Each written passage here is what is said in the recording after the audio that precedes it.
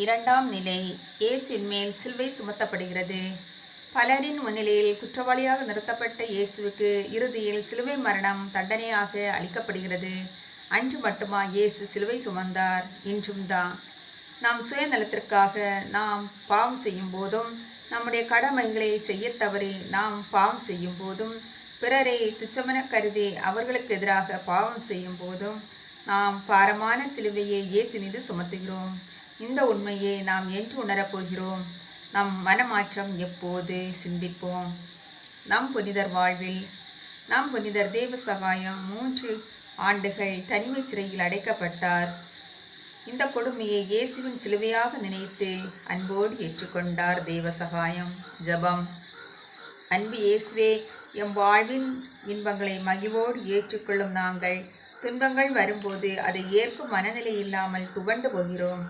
M புனிதர் தேவ சகாயம் துன்பங்களை உமது சிலுவையோடு இணைத்து ஏற்றுக்கொண்டது போல நாங்களும் எம் வாழ்வின் துன்பங்களை ஏற்கும் மனநிலையை தாரும். ஆமேன். நிலை 3. இயேசு முதல் முறை கீழே விழுகிறார்.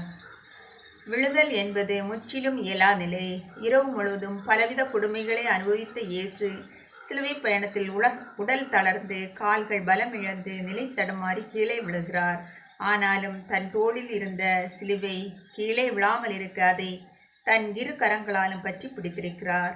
காரணம், அது நம் பார்வைக்கு மர சிலுவையாக இருந்தாலும் அது நம் பாவ சிலுவை என்பது இயேசுவுக்கு தெரியும். நாம் பாவ படுகொலியிலிருந்து மீட்பு பெற வேண்டும் என்பதற்காக சிலுவையோடு மீண்டும் தன்னந்தனி ஆளாக எவரின் உதவியின்றி மீண்டும் எழுகிறார். நம் புனிதர் வாழ்வில் இயேசுப்பட்ட பாடுகளில் ஒன்று கல்தூணில் கட்டி அடிக்கப்பட்டது. அதுபோலவே நம் புனிதரும் கல்தூணில் கட்டப்பட்டு சாட்டையால் அடிக்கப்பட்டார். இந்நிலையில்தான் எவ்வாறு தப்பித்து கொள்ளலாம் என்று தேவசகாயம் யோசிக்கவில்லை. எல்லாம் உமக்காகவே இயேசுவே, எல்லாம் உமக்காகவே என கடவுளை புகழ்ந்தார். ஜெபம். அன்பு இயேசுவே, எம் வாழ்வின் துன்பங்களை நாங்கள் விழும்போது பிறரின் உதவியை நாடி நிற்கிறோம். நீர் எமக்கு தந்திருக்கும் ஆற்றலையும் எதிர்கொள்ளும் திறனையும் வீணடிக்கிறோம்.